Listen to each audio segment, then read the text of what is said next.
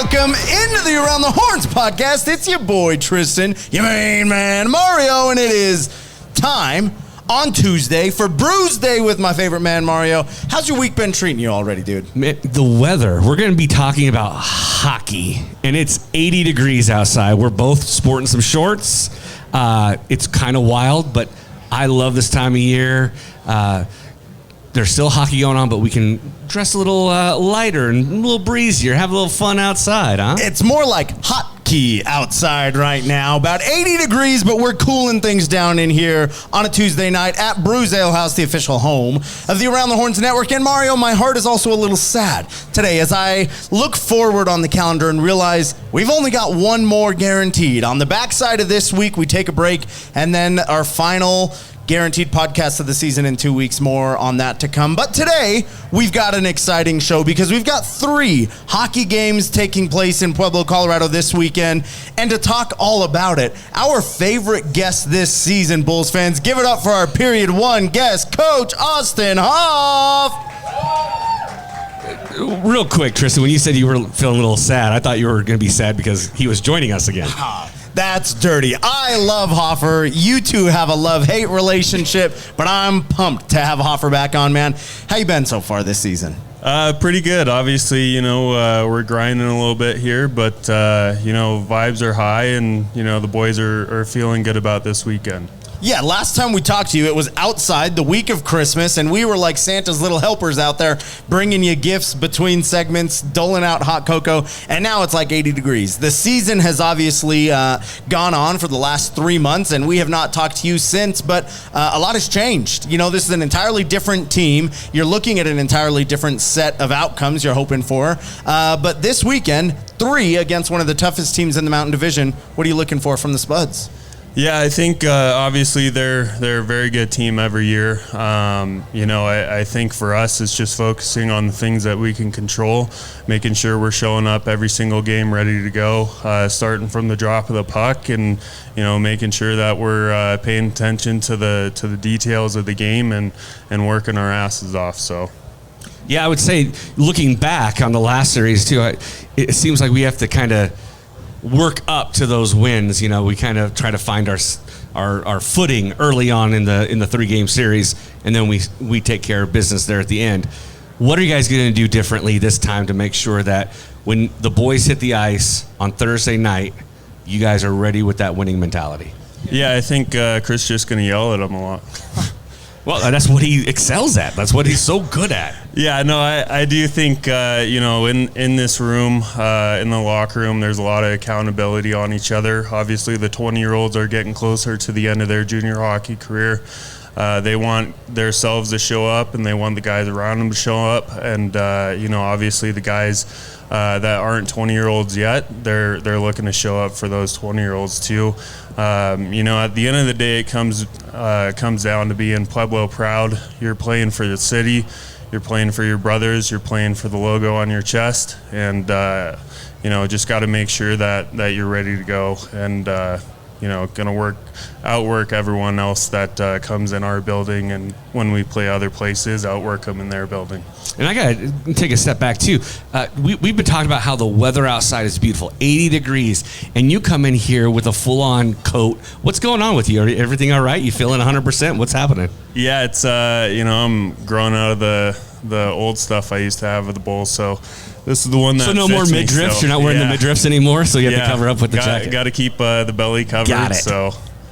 Yeah, we don't get paid enough to show that belly button on the podcast. We're going to keep that sucker hidden. It's an Audi. Oh, yikes. Hoffer, you talked about playing for your brothers and playing for the logo on the chest. One guy that I think not only did that last weekend, we didn't get to talk much about that series, but has done it for 3 full years is Bulls captain Brody Clark. And as we kind of approach the end of the season, Clarky is a guy who has given his entire junior career to the Bulls. Blood, sweat, and tears wore the sea for you guys. You couldn't ask for a better player, a more exemplary Pueblo Bull, but also how does it feel as a coach and as a guy who has watched this kid really grow up in Pueblo, know that he's going to play his final 5 games over the next 2 weeks? Yeah, it's obvious he's going to be a huge piece, moving forward that we're going to miss. There's a lot of guys that come through that, you wish you could go back and change their birth certificate so they could play 10, 20 years. But Clarkie, there's a reason Clarkie played the most games ever as a Bull.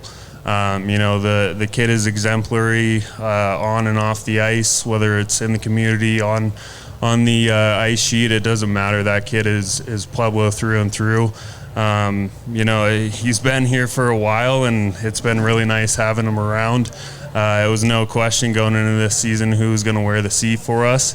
So that's something that obviously someone will need to step up next year. But Clarkie's been incredible for this organization, and we have nothing but good things to say about him. Yeah, and I ask you that question to tee up the next. Obviously, the stability on the team has made waves this year, but I think what's more impressive, and Mario and I talk about it almost every week, are the new guys that found their way week after week, because you've had about a new player a week, and some of the guys we're going to talk to a little bit later easily made their mark. And so you get these guys that have to build up and kind of earn their keep, and then the guys that know their first game has to be impressive with you. So guys like Torran and Q, who we're going to talk to in a few, both respectively have earned our players of the week, like offensive player of the week and forward of the week and defensive player of the week, and all these honors the stars that come in from the NCDC. How cool is that to know that guys are able to come in, drop themselves into your starting lineup and make an impact that quickly? Yeah, it's been good. Obviously, those two have been huge pieces for us to add here late in the year. Torran obviously a little bit before Q, but both of them have made their impact felt on the ice and in the locker room. I think Torran might piss a few guys off once in a while, but that's just him as a person. He's a great kid. Q's been huge for our defensive core. Him and MJ together are awesome to watch, and obviously coming into a new situation, a new team, new city, it's always tough, but these guys have adapted really well. And I think that speaks to the culture you guys set out when guys come in. We know the life cycle of college or of junior hockey and college hockey players, and getting commitments early on, and those that go on to higher levels. We just know this. It's a cycle, right? And these guys have come in and really stepped up, and I'm always impressed with the quality they get in, because I feel like it's a new guy. We don't know who they are. We haven't introduced ourselves, and then we have to go talk to them as we give them the first star of the game. So that's kudos to you guys and the coaching staff. Yeah, that's Chris and Marty have done a tremendous job this year, whether at the start of the season getting all the guys in, but throughout the season making additions, finding the diamonds in the rough for the guys that just aren't getting the playing time on different teams that want to take a step. So they've done a really good job at making sure that our team is where it's at today. Well, you can give Chris and Marty all the credit you want, Hoffer, but I say you've done a heck of a job this season, because when all else fails, you grab the mic, you step up, and you join us on the stage. I think this is like the fourth time this year. Reluctantly. But he's still here, Mario, and that's what matters. So Bulls fans, give it up for our period one guest, Austin Hoff. It costs us a lot of beer to get him here, guys. It does, and luckily you can get it for a discount every Tuesday at Brews Ale House. We've got new guests coming up in period 2 and period 3 on the official place for all things Pueblo Bulls hockey, the Around the Horns podcast. Bulls fans, welcome back to the Around the Horns podcast, period 2 time, and it is time for a new face on the podcast. Mario, stop me if you've heard it before, but we couldn't wait to get the man in the door. Our period 2 guest. Bulls fans, give it up for your newest favorite Bulls player, Quinten Flores. Q, welcome to the show, man. How you doing tonight? Doing good. How are you guys doing? Good. We're excited to have you on the pod, excited to have you with the team, and even more jazzed that at this point in the season, we're getting to know brand new players. So we kind of spoiled it. We talked with Hoffer last period about you making your impact on the team, and he pumped your tires a little bit, but now I think it's your turn to pump your own. So let the Bulls fans at home know your junior hockey career, your hockey career as a whole. How'd you end up in Pueblo?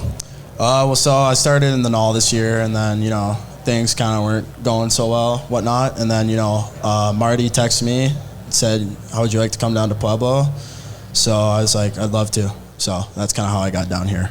Because before you were playing in the Null, you're not from far away, right? Nope, just 2 hours and 20 minutes away, so.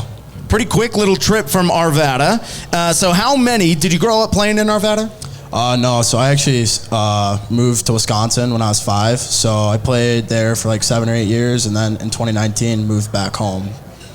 So did you play like 16 or 18 U's with any of the Colorado guys? Yep, so from 12U to my 15U year, I played with the Thunderbirds.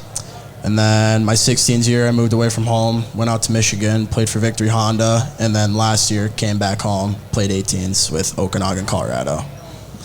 Let me ask you 2 questions, actually. The first one is, you're from up north. Did you know, be honest, where Pueblo was? I actually did. Yeah, okay, excellent. Because sometimes people are like, when we get them from up north, they're like, I didn't know where Pueblo was on a map. Couldn't point it out, so good on you. And second, we had the first star of the game, and Tristan and I always talk about who should be there. And this past home weekend that we had, you were named the first star. Everyone on the team, when we said it was you, were like, yes, that dude's personality, give him crap. Like, where does that come from? Like, are you like a big personality in the locker room, or...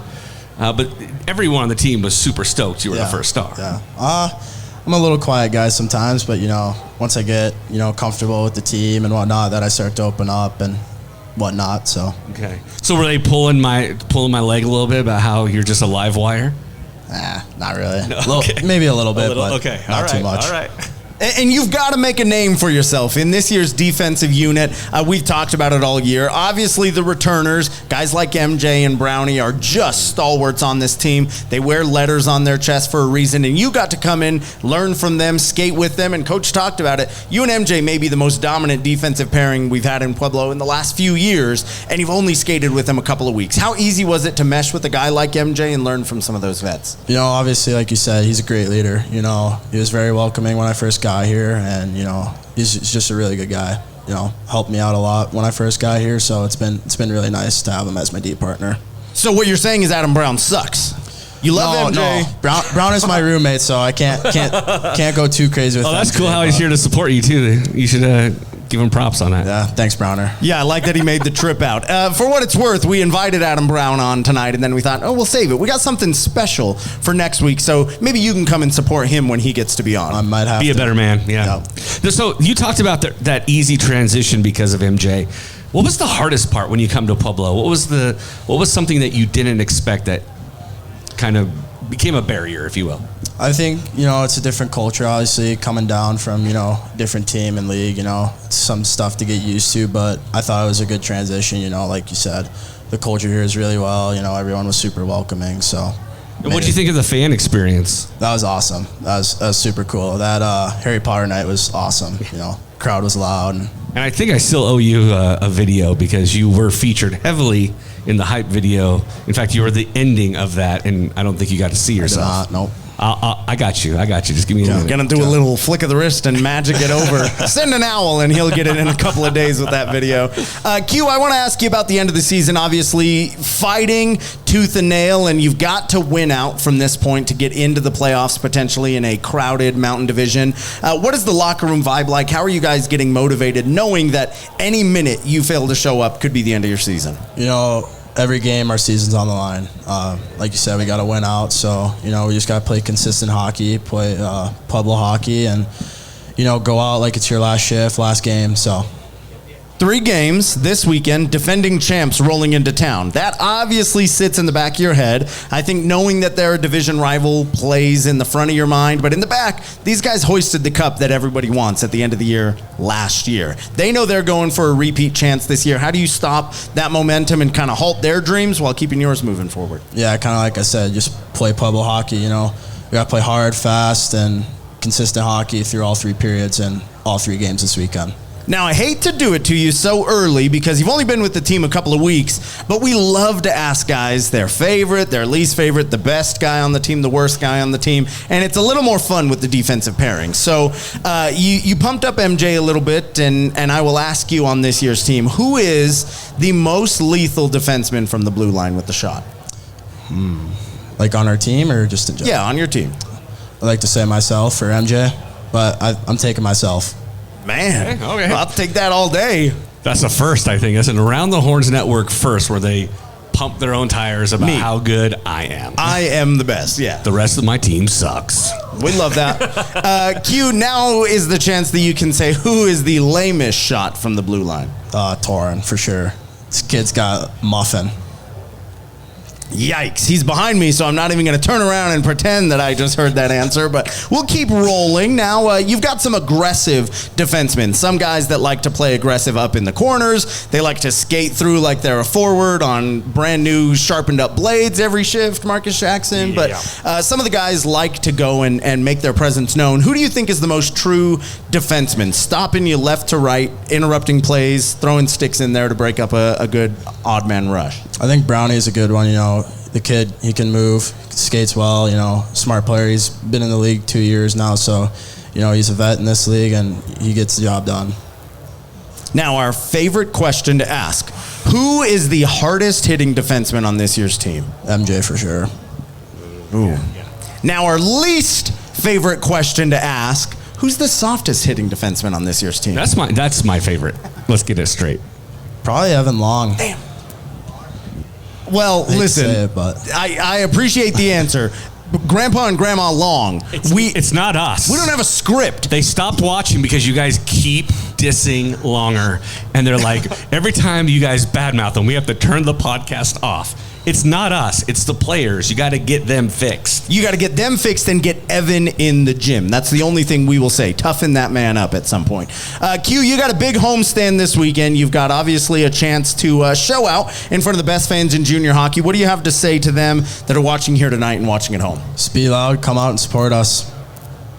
I love it. A man that knows what he wants from his fans and from his team, Bulls fans. What I want for you is to give it up for our period 2 guest, Quinten Flores.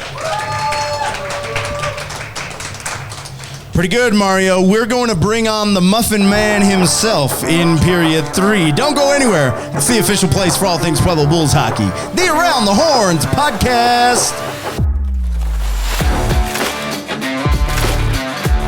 Bulls fans, welcome back to the Around the Horns podcast, period 3 time. And I will step aside, Mario, if you need, because I'm feeling the Italian energy up on stage right now, and I'm just feeling like I'm not quite fitting in, but that's a spicy meatball, and also you're part Italian, so don't play. Yeah, only part Italian, but my name doesn't roll off the tongue like our period 3 guest Bulls fans. Give it up for your man, Torran Origitano.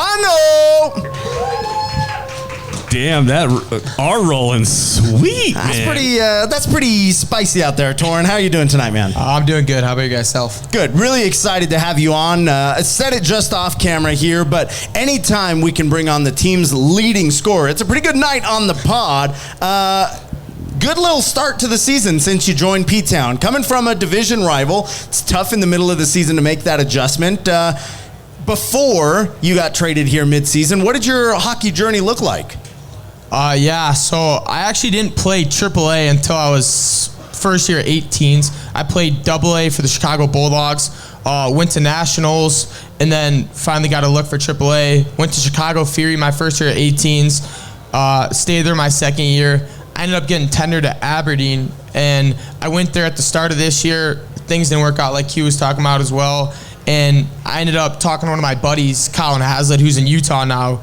He was in Casper, and he told me it'd be a good fit for me. I went there, I enjoyed it, and I got out. Yeah, I don't know if that's a good fit for anybody most of the time. That's a tough sell. Good on you for taking your boy's word, but glad you made your way south a couple hours and are with us here in Pueblo. Torran, you've been a lightning bolt since you joined the team. I think the guys love you, the energy you bring, and the fans have to love the production you've put up in your couple of weeks since joining the team. What has that adjustment been like? How were you able to so quickly find yourself putting the puck in the back of the net and giving assists out to everybody like they're candy? We have a great group of guys. I came in right away. Everyone was so nice. I just felt like I fit in. I kind of got a pretty good connection with Jimmy Zeisel right off the bat. We ended up playing pretty well, got some chemistry. And then I started playing with Schultz, and ever since then, he's been feeding me, so I can't complain. Now, let me ask you, so Elmhurst, right? Yeah. So we've had a number of Chicago guys or Chicago suburb guys come in, and they all have this it factor. You have that it factor as well. What is it about the Illinois boys and what you guys are drinking up out of the water up in Chicago that makes you guys just come in and perform? I mean, we compete in Chicago pretty hard. Parker Chai, you guys know, I played against him last year in the state championship, swept him in the state championship, but, you know, we like to compete. We like fun.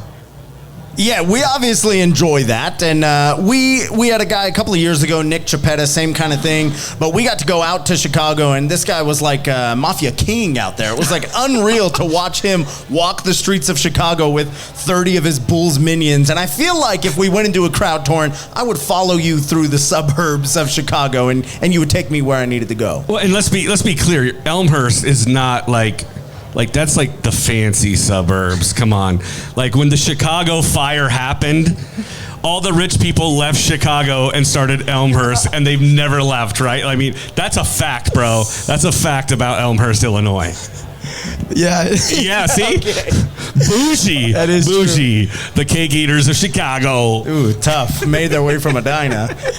Torran, back to the play on ice. Let's talk about this season. Obviously, we've talked about your success. You've got an important 3 games coming up. The defending champs, the Spud Kings, a team that's kind of had the Bulls number all season. You've got to win all 3 games, Thursday, Friday, Saturday night. What are you doing? What's your part in keeping the guys motivated, and how are you finding that motivation to know that this could be it any time this weekend? I mean, I think we all know it's on the line. Like, we lose, we're done. I think everyone's got a good head on them right now. We just know it needs to be done. So we've been had a good week of practice. We're going to keep going, work on power play, PK, and we're going to buzz this weekend. And that's what we need, right? So that's, if anything, if we have a complaint that Tristan and I talk about regularly, it's that power play and that PK. Fix it. I know one way to fix the PK, and that's just to keep our defensive pairing out of the corners every time. Because once you get any of those guys cornered, they're like chihuahuas with their paws tied together, like scrapping dudes every single time. Keep those guys out of the box, and you'll be just fine. But also, let's talk about the box real quick while we talk, because I think you might have been part of that. That was the wildest sardine can I've ever seen in Pueblo history. Yeah. Pueblo Bulls history. We had, was it 5 guys? Yeah, we did. No, we had 6. 6? We had 6 guys at one point. I was thinking hamburgers. I'm sorry, 5 guys, 6 guys. Well, yeah, that makes sense. Good. So I'm going to just say let's try to avoid that situation again this weekend, and we'll already be doing better. Torran, you've got a packed house last weekend. We talked about it with Q. Best fans in junior hockey. You're hoping to have that same thing this weekend. Getting that little bump up. What was that fan experience like the first time you played in Pueblo, and obviously playing in Pueblo for an opposing team? What was that like as a visitor? Well, so my first games were when I came here from Casper. It was the white T-shirt night. That game was packed. And, I mean, the fans were just yelling. I actually got in an argument with one of the fans, one of the Bill dads, Bennett. I'm always at his house now. I was yapping my mouth with him on the glass. But, yeah, the fans were unreal. And ever since I've been here, they show a lot of love. But they're super loud and supportive, and that's what we need. And it definitely helps out a lot in our games, a lot of motivation. Yeah, best fans in junior hockey without a doubt. But let's talk about best and worst on the team this year. You've been here a little longer. You can kind of get the vibe for what we're talking about. The D-man questions are easy. Who's got the best shot? Who's got the whatever? We really get into it with some big egos here on the offensive side. So in the forward unit, who is the fastest skater on this year's squad? Origitano is definitely the fastest skater. He's probably the shiftiest too. Man. I'm joking, but the fastest skater, it's probably Brownie. Brownie's got a good stride. Maybe Jimmy Zeisel. We had a couple fast guys that left, so. I tell you guys, every time this question is asked, the correct answer is Elsie. Clay Ellsworth can get down line to line faster than anyone. Those long race him. Prove it. Let him race you. Yeah, let him race you. Yeah, we'll do that. Hold on. Let me clear one thing up too. Did I hear a soft G in there? Is it Origitano? You go both ways. The way you pronounced it kind of fired me up, so I like that way. Origitano. Okay, we'll take it however. I just don't want to ever mispronounce the name up here. No, you're good. Okay, now fastest skater out of the way. Mario got his opinion even though nobody asked. Let's talk about it's my show. I can do what I want. The most dangerous hands or sauciest on this year's squad. myself again, but I give Joey Winogle, I give him a shout out. He could slip the triangle pretty well. Q on defense, he's got good hands. Teal machine, but his hands work good. He's got mitts. Yeah, I will say, for a guy whose name has never been mentioned, Brody Clark threw his hat in the ring this last weekend with the overtime game winner. I said, I've never seen in 3 years Clarky skate or handle the puck like that. He wanted to go home. He had plans that night. Oh, yeah. Torran, let's also talk about some of the not so good on this year's team. And you've got some softies that are maybe like Shea Theodore, one hit in 50 games this season. But who is the softest winger on this year's squad? The softest winger. Going through the lineup right now. You were really fast with that answer the first two, so it's not you that's softest. Definitely, Blake Schultz is by far the softest. That guy's a muffin. I get I run my mouth and I get in scrums and Schultz is never backing me up. He's got to be there sometimes. Come on. He's already back at the bench. He's like, come on, guys, it's your shift, your turn. Guys, can't we all get along? That's true. Okay, final question now. You have gotten to skate with some awesome players, some guys that have come and gone, and you've kind of seen your fair share of everyone on the team.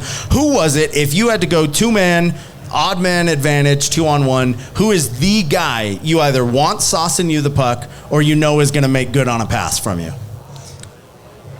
I'll take, can they be on the team right now? I'll take Jimmy Zeisel, and I want to pass, and I'll give it to him. Yeah. We've made some good plays, so I'll say that. Shout out Jay-Z, Around the Horns Network Player of the Year this year. Torran, obviously, we had a great time here with you tonight. Excited to see what you're going to do this weekend and moving forward. But the Bulls fans that are watching at home and watching here tonight at Bruce Ale House, what do you have to say to them for this weekend?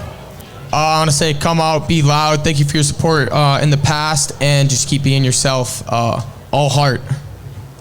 All heart. All heart. That's new. That is new. We dig it. Bulls fans, give it up for your period 3 guest, Torran Origitano. Thank you guys so much. Mario, where are you going to be this Thursday, Friday, and Saturday?